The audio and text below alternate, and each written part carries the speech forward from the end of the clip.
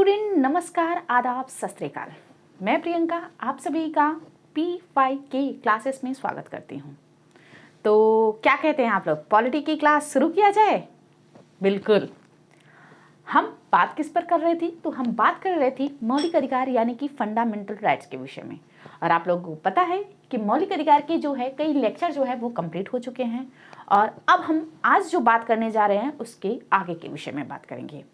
एक बात मैं फिर से रिवीजन कर दे रही हूँ कि हम व्यक्तियों को जो है हमारे कॉन्स्टिट्यूशन के द्वारा जो है 6 प्रकार के, कितने 6 प्रकार, ठीक, वर्तमान समय में 6 प्रकार के जो है मौलिक अधिकार जो है वो दिए गए हैं।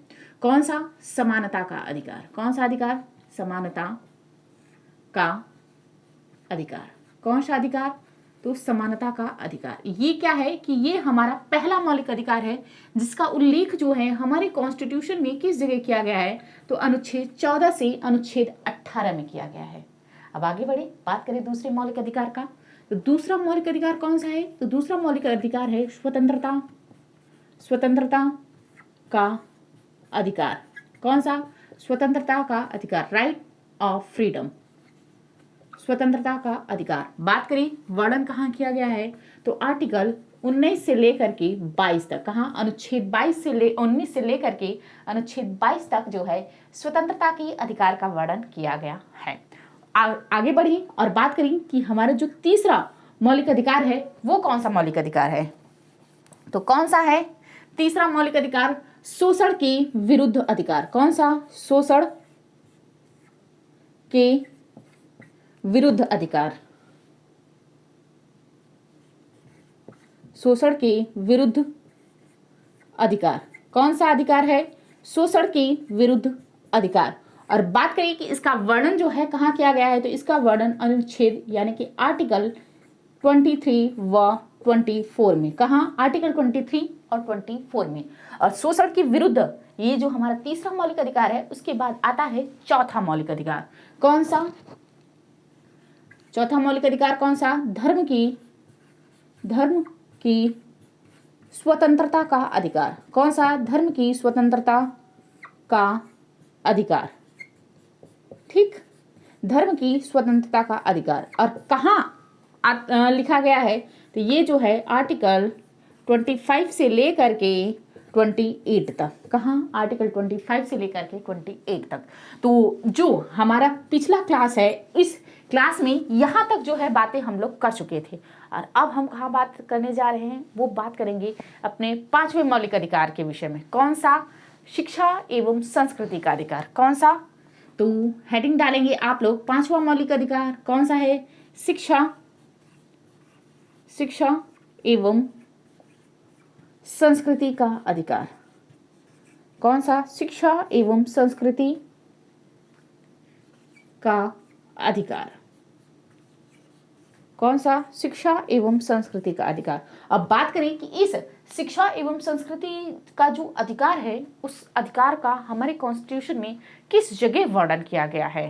तो ध्यान रखिएगा, आर्टिकल यानी कि अनुच्छेद जो है 29 व 30 में। कहाँ? अनुच्छेद 29 व 30 में जो है शिक्षा के अधिकार का जो है वर्णन किया गया है। और आज जो हम शुरुआत करेंगे यहीं से शुरुआत करेंगे। इसके जो पुराने लेक्चर हैं उस लेक्चर में हम लोग इन 4 मौलिक अधिकारों के विषय में बातचीत कर चुके थे। आज जो है हम 5वां मौलिक अधिकार शिक्षा एवं संस्कृति के अधिकार का वर्णन जो है देखेंगे। अब देखिए एक चीज़ और ध्यान रखिएगा, ये जो शिक्षा एवं संस्कृति का अधिकार है जब आप किताब पढ़ेंगे तो कहीं कहीं जो है संस्कृति एवं शिक्षा का अधिकार पाएंगे, ठीक। तो इसलिए जो है कंफ्यूज मत होइएगा, चाहे शिक्षा एवं संस्कृति लिखा हो या संस्कृति एवं शिक्षा लिखा हो, दोनों का मतलब जो है वह सेम है। दोनों जो है एक ही जो है मौलिक अधिकार की जो है बातें करते हैं। तो आपने देखा कि शिक्षा एवं संस्कृति का जो अधिकार है वो जो है किसमें दिया गया है? अनुच्छेद 29 और अनुच्छेद 30 में। और ध्यान रखिएगा ये जो है शिक्षा एवं संस्कृति का अधिकार, ये जो अधिकार है ये अधिकार स्पेशली किसको प्राप्त है? तो जो अल्पसंख्यक वर्ग हैं उनको जो है ये अधिकार दिया गया है। और ध्यान रखिएगा मेन बात क्या है कि अल्पसंख्यक वर्गों को ये अधिकार दिया गया है, लेकिन क्या है कि हमारे कॉन्स्टिट्यूशन में, हमारे संविधान में कहीं भी अल्पसंख्यक को परिभाषित नहीं किया गया है कि कौन जो है अल्पसंख्यक है। लेकिन क्या है कि सुप्रीम कोर्ट ने एक बार जो है अपने फैसले में कहा है क्या कि जिस भी क्षेत्र में जो है जिनकी आबादी ऐसे धार्मिक जनसंख्या जिनकी आबादी जो है 50% से कम है, ऐसे किसी भी क्षेत्र में, किसी राज्य में जो है जिनकी आबादी, जिस धर्म की आबादी जो है 50% से कम है, उस धर्म के लोग जो हैं वो अल्पसंख्यक वर्ग की श्रेणी में माने जाएंगे। तो ध्यान रखिएगा, अल्पसंख्यक जिनको जो है ये अधिकार दिया गया है, कहीं भी हमारे कॉन्स्टिट्यूशन में जो है अल्पसंख्यक को परिभाषित नहीं किया गया है। ये जो है एग्जाम में पूछा जा सकता है। ठीक, तो अब जो है अब हम लोग एक एक अनुच्छेद पढ़ेंगे, अनुच्छेद 29 और अनुच्छेद 30 कि इन दोनों अनुच्छेदों में क्या क्या बातें जो है वह कही गई हैं। ठीक, तो बात करेंगे सबसे पहले आर्टिकल 29 की। किसकी बात करेंगे? बात करेंगे आर्टिकल 29 की कि आर्टिकल 29 जो है वह क्या कहता है। तो आर्टिकल 29 जो है वह क्या कहता है? अल्पसंख्यक वर्गों के हितों से संरक्षण। क्या कह रहा है? अल्पसंख्यक वर्गों के हितों को संरक्षण। ये जो अनुच्छेद 29 है वो अल्पसंख्यक वर्गों के हितों का जो है संरक्षण प्रदान करता है। क्या करता है? अल्पसंख्यक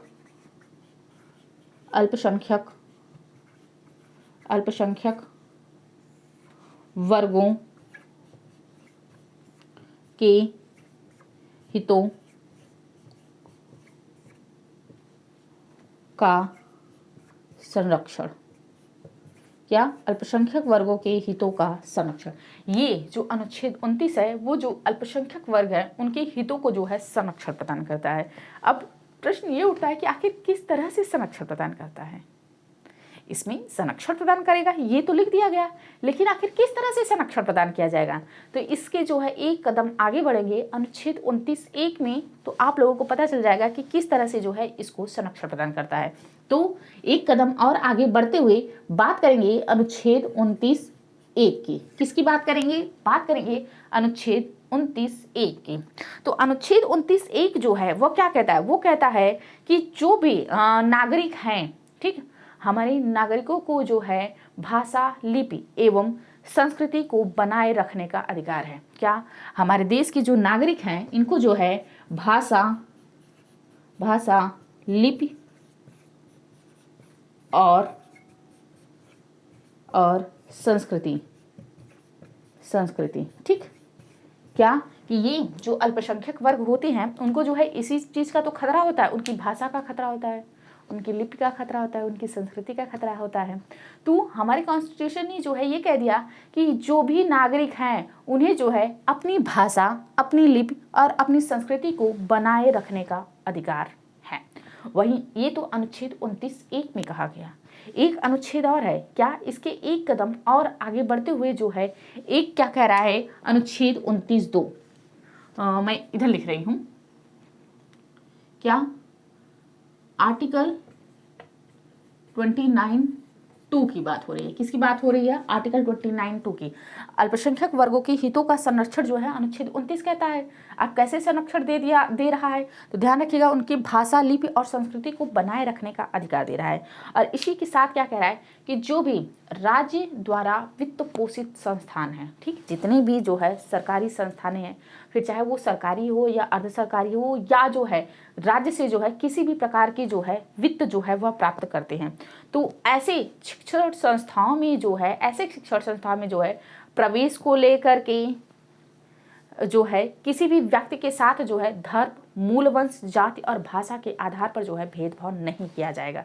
क्या कह रहा है कि जो भी जो है, क्या ये आर्टिकल कह रहा है राज्य द्वारा वित्त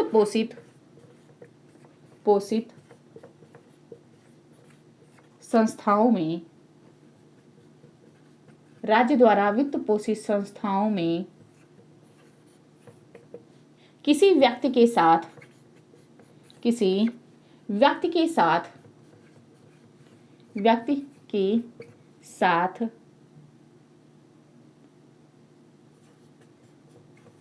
शिक्षण संस्थाओं में शिक्षण संस्थाओं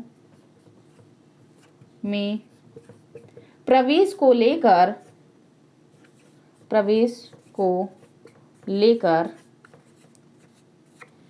किसी व्यक्ति के साथ प्रवेश को लेकर भाषा मूल वंश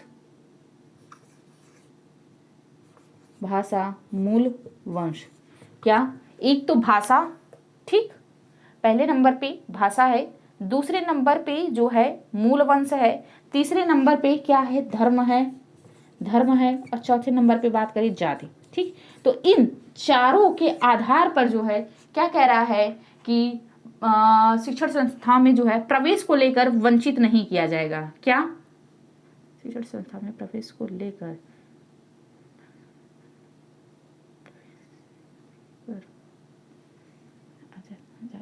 के आधार पर वंचित नहीं किया जाएगा। क्या, वंचित नहीं किया जाएगा।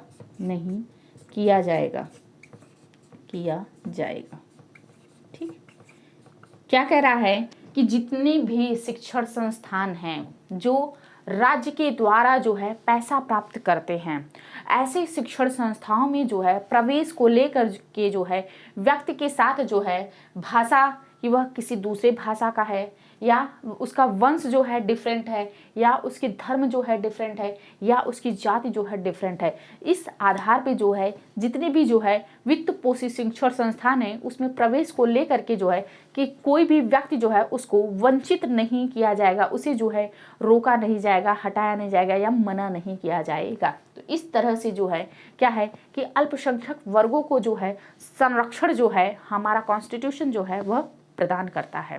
तो ये रहा आर्टिकल 29। अब क्या बात करेंगे आर्टिकल 30 की। किसकी बात करेंगे आर्टिकल 30।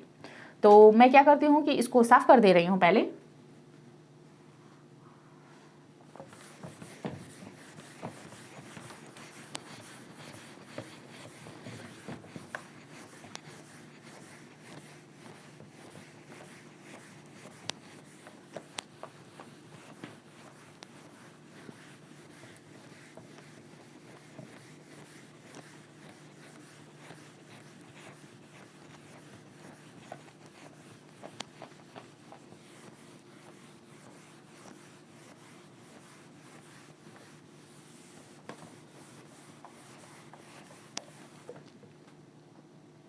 ठीक, अब बात किस पर करेंगे, आर्टिकल 30 पे करेंगे, यानी कि अनुच्छेद 30 पर करते हैं।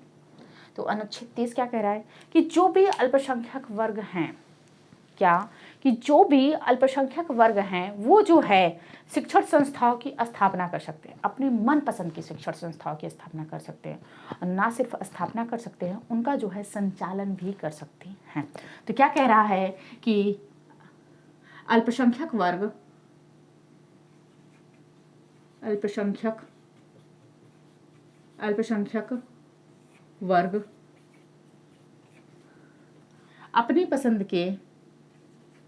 अपनी पसंद के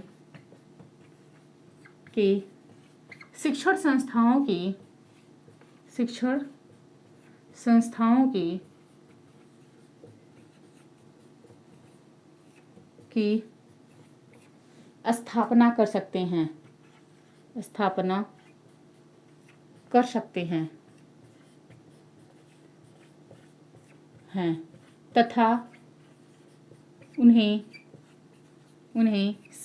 कर सकते हैं तथा उन्हें संचालित कर सकते हैं।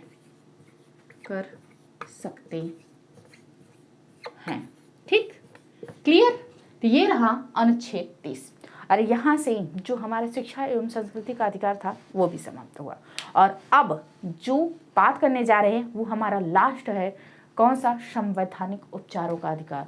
और ये जो आर्टिकल है इसे जो है बाबा भीमराव अंबेडकर ने क्या कहा है कि हमारे संविधान की हृदय एवं आत्मा है ये। ठीक, तो किस पर बात करने जा रहे हैं, बात करेंगे छठवीं, किस पर बात करेंगे छठे मौलिक अधिकार, कौन सा, संवैधानिक संवैधानिक उपचारों का अधिकार। कौन सा? तो संवैधानिक उपचारों का अधिकार। और बात करें कि इसका उल्लेख जो है वह कहाँ किया गया है, तो इसका उल्लेख जो है आर्टिकल 32 में किया गया है। कहाँ? आर्टिकल 32 में। अब हालांकि मैंने कई बार जो है बता दिया है, पर क्या है कि फिर से एक बार जो है आप लोगों को रिवीजन कराना चाहूँगी। आर्टिकल 30 के बाद जो है आप सोच रहे होंगे कि आर्टिकल 32 आ गया, 31 कहाँ पे है? तो ध्यान रखिएगा 31 में जो है संपत्ति का मौलिक अधिकार था, जिसे जो है अब जो है मौलिक अधिकार की श्रेणी से हटा दिया गया है और अब जो है ये क्या बन गया है? कानूनी अधिकार। और इन मौलिक अधिकारों, जो संपत्ति का मौलिक अधिकार था, इसे जो है यहाँ से हटा करके कहाँ शिफ्ट किया गया है? तो ध्यान रखिएगा इसे जो है अनुच्छेद 300A में जो है शिफ्ट कर दिया गया है। ठीक, तो ये जो है छोटी सी बातें थी जो मैंने आप लोगों को बता दिया, और बताया नहीं है, ध्यान रखिएगा, इसको मैंने रिमाइंड करवाया है, इसलिए जो है मैं आप लोगों को इसे लिखवा नहीं रही हूँ। तो अब बात करेंगे किसको? संवैधानिक उपचारों के अधिकार का, जिसका वर्णन जो है हमारे कॉन्स्टिट्यूशन में कहाँ किया गया है? तो आर्टिकल 32 में किया गया है। कहाँ किया गया है? तो आर्टिकल 32 में किया गया है। और ध्यान रखिएगा ये जो संवैधानिक उपचारों का अधिकार है, अनुच्छेद 32 है, इसको जो है कौन? BR अम्बेडकर, यानी कि भीमराव अम्बेडकर, मैं यहाँ लिख रही हूँ BR अम्बेडकर। ठीक, क्या? BR अम्बेडकर। ठीक, तो BR अम्बेडकर ने इन संवैधानिक उपचारों को जो है क्या कहा है? तो इसे जो है भारतीय संविधान के हृदय एवं आत्मा कहा है। क्या कहा है? भारतीय संविधान के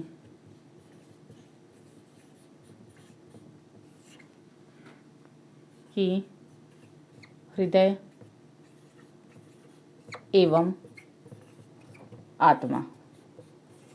ठीक, इन्होंने कहा कि ये जो अनुच्छेद 32 है, ये अनुच्छेद 32 जो है वो क्या है? भारतीय संविधान की जो है हृदय एवं आत्मा है। और ध्यान रखिएगा अनुच्छेद 32 के द्वारा जो है जो कोर्ट है, कौन सा कोर्ट?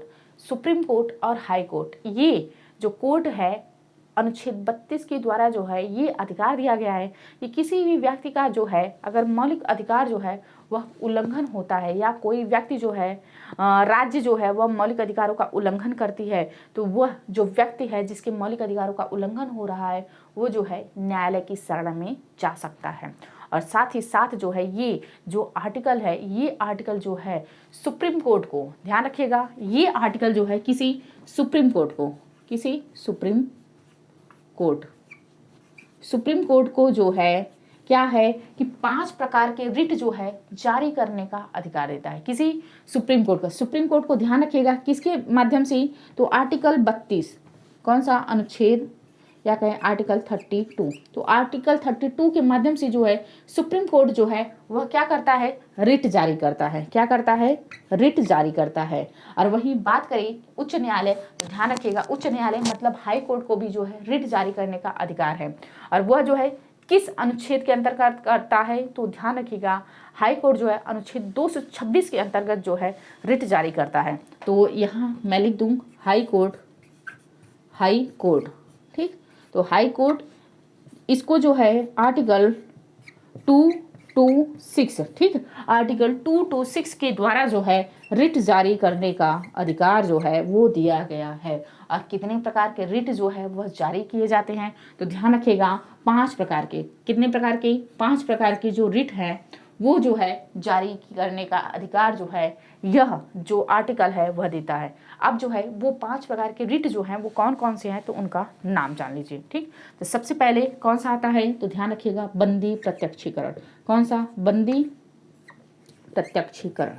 कौन सा रिट? तो बंदी प्रत्यक्षीकरण। ये जो 5 प्रकार के रिट जो है वह जारी करता है सुप्रीम कोर्ट, उसमें से जो पहला रिट है वो कौन सा है? पहला रिट है बंदी प्रत्यक्षीकरण। और बात करें दूसरे रिट की कि दूसरा रिट जो है वो कौन सा है? तो दूसरा रिट है परमादेश। क्या है? परमादेश। इसके विषय में जो है डिटेल में बात करेंगे, लेकिन सबसे पहले जो है वो रिट कौन कौन से है उसके विषय में आप लोग जान लीजिए। तो ये तो रहा दूसरा। अब बात करें तीसरा कि तीसरा रिट जो है वो कौन सा है? तो परमादेश के बाद जो है आपका आता है प्रतिषेध। कौन सा आता है? प्रतिषेध।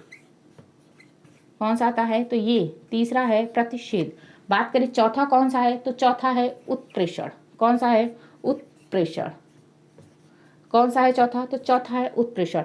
और वहीं बात करें पांचवा, तो पांचवा कौन सा है, तो पांचवा है अधिकार, अधिकार प्रेक्षण। क्या है पांचवा, तो पांचवा है अधिकार प्रेक्षण।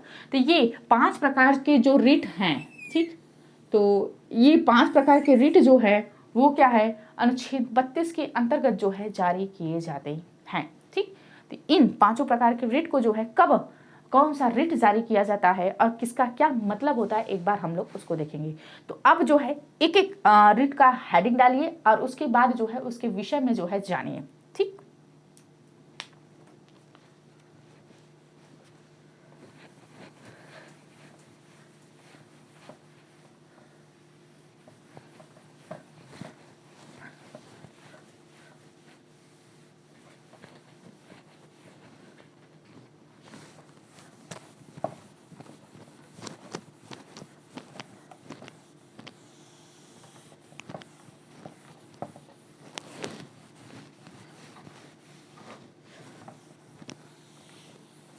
तो सबसे पहले नंबर का क्या है, पहले नंबर का है बंदी प्रत्यक्षीकरण। कौन सा, बंदी प्रत्यक्षीकरण।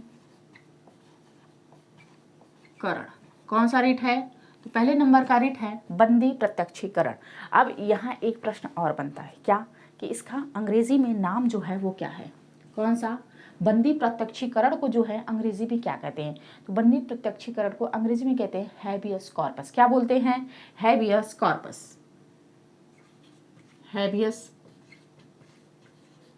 हैबियस कॉर्पस, क्या बोलते हैं, हैबियस कॉर्पस, ठीक। तो इसका नाम जो है हिंदी और अंग्रेजी दोनों में ध्यान रखिएगा, क्योंकि इसका नाम जो है हिंदी और अंग्रेजी में जो है मिलान करने को पूछता है, ठीक। तो इसलिए जो है हिंदी और अंग्रेजी दोनों में मैंने लिख लिया है और आप जो है दोनों में जो है इसके नाम को जो है ध्यान रखेंगे।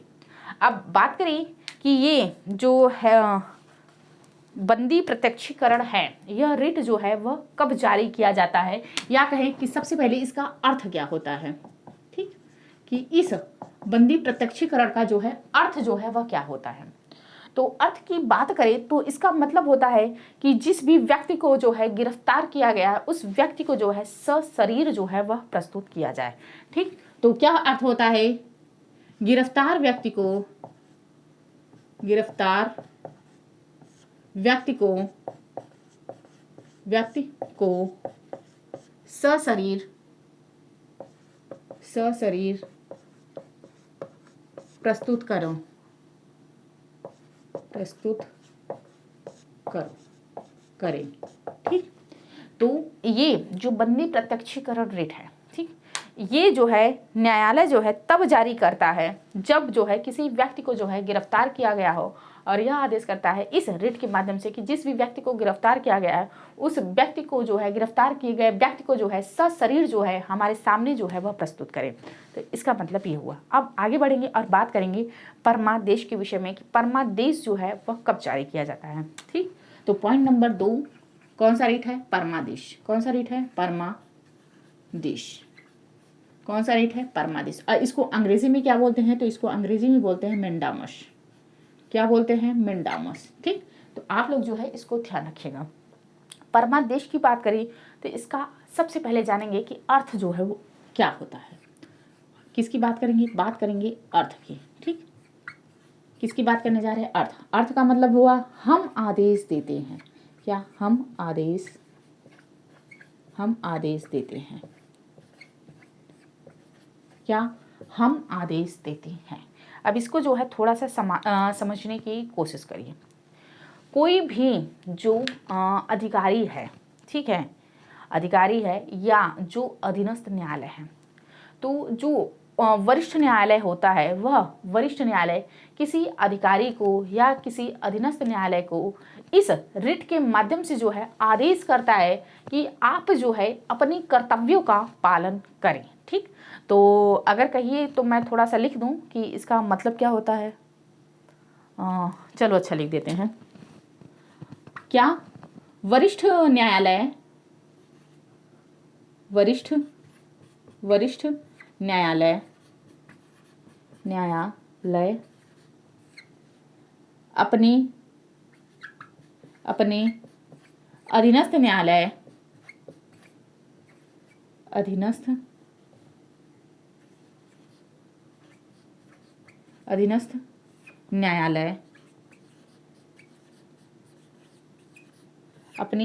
न्यायालय तथा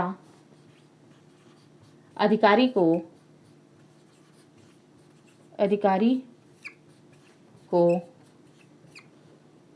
इस रिट के माध्यम से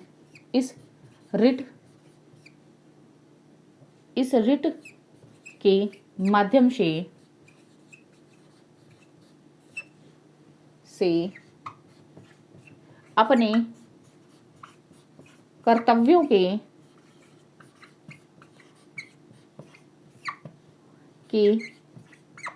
पालन करने का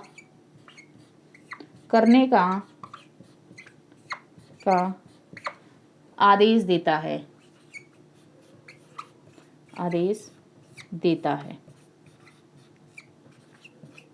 ठीक, समझ में आ गया। मैंने अब इसको जो है लिख भी दिया। तो ये रहा आपका जो है दूसरा रेट कौन सा, परमादेश, जिसे जो है अंग्रेजी में क्या बोलते हैं, मेंडामस बोलते हैं। और मैंने आप लोगों को बताया कि इसका हिंदी और अंग्रेजी जो है दोनों का नाम जो है आप लोग याद रखेंगे। अब उसके बाद आगे बढ़ेंगे और बात करेंगे तीसरे किसके विषय में, प्रतिषेध के विषय में। तो ऐसा करती हूँ, मैं इसको एक बार साफ कर देती हूँ।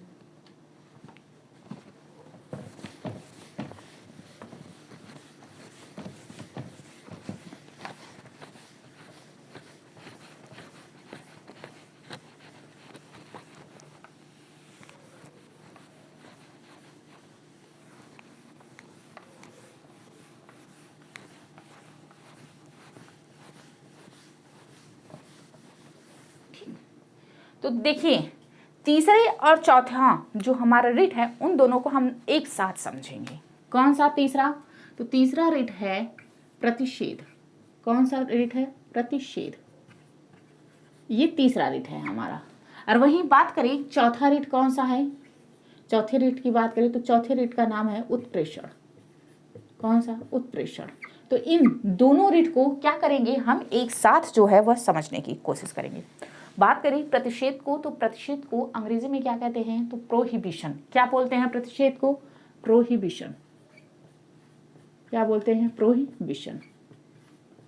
ठीक, प्रतिषेध को जो है क्या बोलते हैं, तो प्रतिषेध को जो है प्रोहिबिशन जो है बोलते हैं। अब देखिए, प्रतिषेध का सबसे पहले बात करें कि अर्थ क्या होता है। क्या अर्थ की बात करें, ठीक, तो अर्थ होता है मना करना। क्या, मना करना। प्रतिषेध का मतलब होता है मना करना। क्या होता है अर्थ, मना करना। देखिए क्या है कि ये जो रिट होता है, ये रिट जो है एक वरिष्ठ न्यायालय, एक जो उच्च न्यायालय होता है, उच्च न्यायालय मतलब हाई कोर्ट मत समझिएगा, एक वरिष्ठ न्यायालय मतलब बड़ा न्यायालय जो होता है वो क्या करता है, अपने अधीनस्थ न्यायालय, अपने से छोटे न्यायालय को जो है जारी करता है। क्या बात करें तो वरिष्ठ न्यायालय जो होता है, क्या, वरिष्ठ न्यायालय, वरिष्ठ न्यायालय। ठीक, वरिष्ठ न्यायालय किसे जारी करता है, अपने अधीनस्थ न्यायालय को, अधीनस्थ न्यायालय को। ठीक, एक वरिष्ठ न्यायालय जो है अपने अधीनस्थ न्यायालय को जो है जारी करता है, और इसे जो है जारी करके क्या कहता है कि ये कार्य जो है आपके अधिकार क्षेत्र से बाहर है, तो इसलिए जो है इस कार्य को आप नहीं करेंगे। मतलब जो है ऐसा कार्य जो कि उसके अधिकार क्षेत्र से बाहर है, ऐसे कार्य को मना कर देता है कार्य करने से। क्या, कि अधिकार क्षेत्र में, अधिकार क्षेत्र से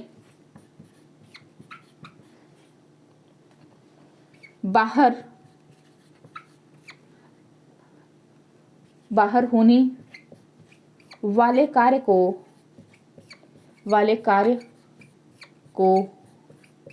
क्या है, करने से मना कर देता है। क्या करता है, करने से मना कर देता है,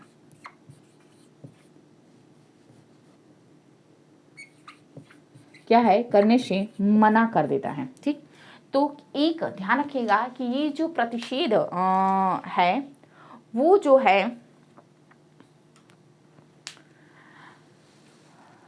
प्रतिषेध जो रिट है एक वरिष्ठ न्यायालय के द्वारा जो है, एक जो बड़ा न्यायालय है वो अपने छोटे न्यायालय को भेजता है और इस भेज करके इस रिट के माध्यम से जो है ऐसे कार्य करने से जो है मना कर देता है, रोक देता है जो कार्य जो है उसकी अधिकार क्षेत्र से बाहर है। और वहीं बात करी उत्प्रेषण की, किसकी बात करी, तो उत्प्रेषण। तो ध्यान रखिएगा इसको अंग्रेजी में क्या बोलते हैं, तो इसको अंग्रेजी में बोलते हैं सर्शियोरी। क्या बोलते हैं, सर्शियोरी, सर्शियोरी। और बात करें इसके अर्थ का, तो इसका अर्थ होता है, अर्थ की बात करें तो अर्थ होता है पूर्णतः सूचित करें, या सूचित करें। ठीक, क्या होता है इसका अर्थ, तो पूर्णतः सूचित करें। अब देखिए ये जो उत्प्रेषण है वो किस लिए जारी करता है, यहाँ पे जो है ऐसा कार्य जो है करने से मना किया जाता है जो उसके अधिकार क्षेत्र से बाहर होता है। और इसमें जो है क्या होता है कि ऐसा कार्य जो है मना किया जाता है जो उसके अधिकार क्षेत्र से बाहर हो, और साथ ही क्या है कि वह कार्य जो उसके अधिकार क्षेत्र से बाहर है उसे जो है क्या करता है, वरिष्ठ न्यायालय को भेज देता है।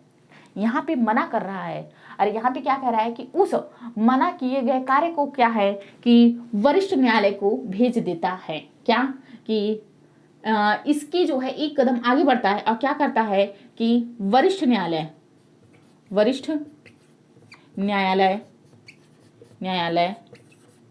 को भेजता है। ठीक, भेजता है। ध्यान रखिएगा ये जो है ये रिट जो है वह क्या करता है कि एक वरिष्ठ न्यायालय के द्वारा जो है एक कनिष्ठ या कहे जो अधीनस्थ न्यायालय होता है उसके लिए जारी किया जाता है। और इसको जारी करके जो है ये कहा जाता है कि ये कार्य जो है आपके अधिकार क्षेत्र से बाहर है, इसलिए जो है ये कार्य जो है आप नहीं करेंगे। और वहीं पे इसमें जो है ये भी जो है ध्यान रखिएगा ये भी वरिष्ठ न्यायालय से अधीनस्थ न्यायालय के लिए जो है जारी किया जाता है। और इसमें जो है इससे जो है एक कदम आगे का कार्य किया जाता है। क्या किया जाता है, ये किया जाता है कि पहले तो मना किया जाता है कि आपका जो है ये जो कार्य है ये आपके अधिकार क्षेत्र से बाहर है, और साथ ही इस कार्य को लेकर के जो है वरिष्ठ न्यायालय को ट्रांसफर कर दिया जाता है। तो अब आपको क्लियर हो गया होगा, पक्का क्लियर हो गया होगा। ठीक, अब इसके अलावा क्या बात करेंगे कि पांचवा जो हमारा रिट है कौन सा, अधिकार परीक्षा। ठीक, तो यहीं पे बात कर लेते हैं किसकी, पांचवी रिट की। कौन सा पांचवा रिट है, कौन सा, अधिकार परीक्षा। कौन सा, अधिकार परीक्षा। अब बात करें कि इसको अंग्रेजी में क्या बोलते हैं, तो इसको अंग्रेजी में बोलते हैं को वारंटो। क्या बोलते हैं अंग्रेजी में, को वारंटो। ठीक, तो बात करेंगे अधिकार परीक्षा की। और अधिकार परीक्षा बात करें कि इसका अर्थ क्या होता है। सबसे पहले अर्थ समझिए, अर्थ से ही जो है आप पकड़ लेंगे, बाकी जो है डिटेल आपको पढ़ने की जो है जरूरत नहीं पड़ेगी। तो अर्थ होता है किस अधिकार से, क्या होता है, किस अधिकार से, क्या होता है, किस अधिकार से। ठीक, तो देखिए ये जो अधिकार परीक्षा होता है ये जो है तब न्यायालय द्वारा जारी किया जाता है जब न्यायालय को जो है ऐसा शक हो जाता है कि कोई व्यक्ति जो है वह किसी पद को जो है अवैध रूप से जो है वह धारण किया हो।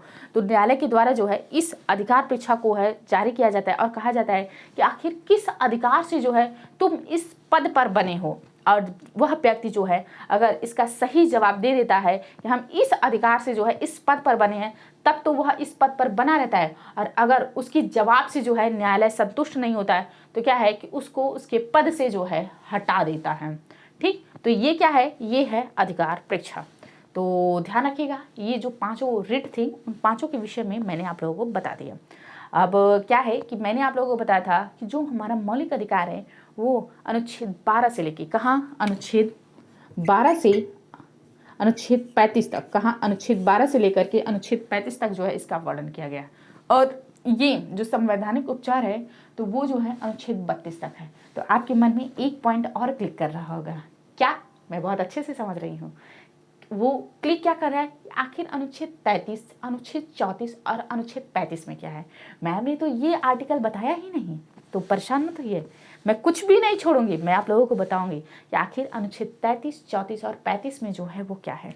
ठीक, तो आइए अब बात करेंगे अनुच्छेद 33, 34, 35 की।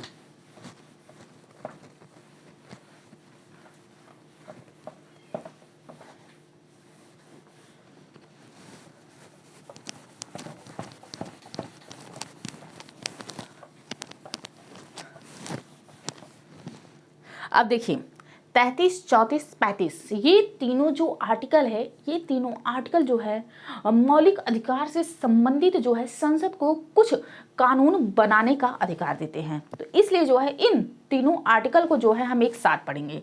ठीक, तो यहाँ पे मैं लिख रही हूँ 33 आर्टिकल, ये है आर्टिकल 33, कौन सा 33, और यहाँ पे मैं लिख रही हूँ आर्टिकल 34। ठीक, और इसके नीचे जो है मैं लिख रही हूँ, यहीं पे लिख दे रही हूँ आर्टिकल 35, कौन सा आर्टिकल 35। ठीक, तो इन तीनों आर्टिकल को जो है एक साथ पढ़ेंगे। देखिए ये जो अनुच्छेद 33 है, ये अनुच्छेद 33 जो है संसद को जो है सशस्त्र बल, पुलिस, गुप्तचर विभाग और अर्धसैनिक बल को जो है, जो इस पर जो है जो कार्य कर रहे हैं लोग हैं, उनकी मौलिक अधिकारों को जो है कम कर सकती है, ऐसा जो है संसद जो है अधिकार जो है वह दिया गया है। क्या संसद संसद संसद संसद सशस्त्र बल, सशस्त्र बल, बल, पुलिस, पुलिस, गुप्तचर विभाग, गुप्तचर विभाग, जैसे जो रा और आईएएस के लोग होते हैं, रा और आईबी के, गुप्तचर विभाग, संसद, संसद, सशस्त्र बल, पुलिस, गुप्तचर विभाग तथा अर्धसैनिक, अर्धसैनिकों, अर्धसैनिकों के मौलिक अधिकार को, के मौलिक अधिकार को, अधिकार को कम कर सकती है, कम कर सकती है। ठीक, तो ये है संसद का जो है अधिकार। ठीक, किसका अधिकार है, संसद यानी कि पार्लियामेंट का अधिकार है। आगे बात करिए कि आर्टिकल 34 जो है वो क्या कहता है। तो आर्टिकल 34 कह रहा है कि ऐसा क्षेत्र जहाँ पे मार्शल लॉ यानी कि सेना जो है विधि लागू हो, तो ऐसे में जो है उस क्षेत्र के लिए जो है संसद जो है वह कानून बना सकती है। ध्यान रखिएगा, जो राज्य सूची के विषय होते हैं उस राज्य सूची के विषयों पे जो है राज्य का अधिकार होता है कानून बनाने का, लेकिन किसी राज्य क्षेत्र में जहाँ पे मार्शल लॉ लागू हो तो ऐसे में जो है उस क्षेत्र के लिए जो है संसद जो है वह कानून बना सकती है। और ऐसा अधिकार कौन सा आर्टिकल दे रहा है, तो आर्टिकल 34 कह रहा है। क्या कह रहा है, संसद, संसद, संसद ऐसे राज्य क्षेत्र, संसद ऐसा राज्य क्षेत्र, राज्य क्षेत्र जहां, जहां सेना विधि, सेना विधि यानी कि मार्शल लॉ, क्या मार्शल, मार्शल, मार्शल लॉ, ठीक है, मार्शल लॉ, सेना विधि लागू हो तो संसद ऐसा राज्य क्षेत्र जहां सेना विधि लागू हो, ऐसे हो वहां, वहां कानून बना सकती है, कानून बना सकती है। ठीक, सकती है। ऐसे राज्य क्षेत्र के लिए जो है संसद कानून बना सकती है जहां पे जो है सेना जो है विधि जो है वह लागू हो। वहीं बात करें कि आर्टिकल 35 जो है क्या कह रहा है, तो क्या कह रहा है कि संसद जो है आर्टिकल 17, अनुच्छेद 17 और अनुच्छेद 23 के लिए जो है कानून बना सकती है। क्या? संसद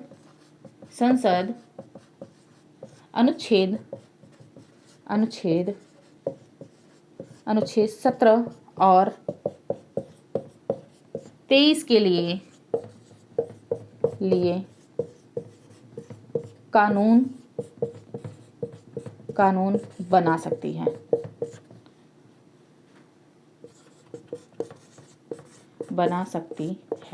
ठीक। क्या? संसद जो है अनुच्छेद 17 और अनुच्छेद 23 के लिए जो है कानून बना सकती है। और एक बार जो है मैं जो है रिमाइंड करा दे रही हूँ आप लोगों को कि अनुच्छेद 17 में क्या है और अनुच्छेद 23 में क्या है। तो अनुच्छेद 17 जो कि क्या कहता है, अस्पृश्यता यानी कि छुआछूत का अंत करता है। क्या? अस्पृश्यता का अंत।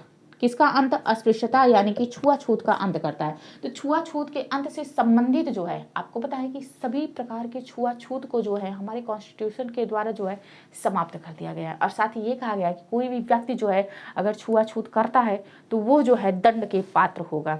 तो क्या कह रहा है कि अनुच्छेद 17 यानी कि अस्पृश्यता से संबंधित मुद्दों को लिए जो है संसद जो है वह कानून बना सकती है। और वहीं अनुच्छेद 23 जो कि क्या, मानव की जो है दुर्व्यापार, क्या?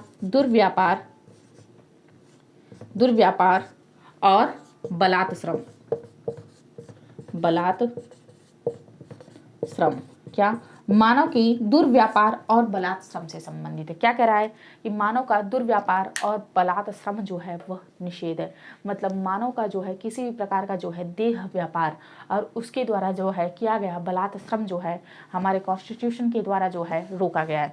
तो इन दोनों मुद्दों पर जो है संसद जो है वह कानून बना सकती है। किसके माध्यम से? आर्टिकल 35 के माध्यम से। तो ये रहा आर्टिकल 33, 34 और 35। और इसी 35 के साथ जो है आपका जो मौलिक अधिकार का चैप्टर जो है वह कंप्लीट होता है। तो इसके बाद जो है हमारा जो राज्य के नीति निर्देशक तत्व है उस चैप्टर का जो है शुरुआत होता है। इसके आगे जो है हम लोग राज्य के नीति निर्देशक तत्वों के विषय में पढ़ेंगे। तो चलिए, तब तक के लिए bye bye, goodbye, see you.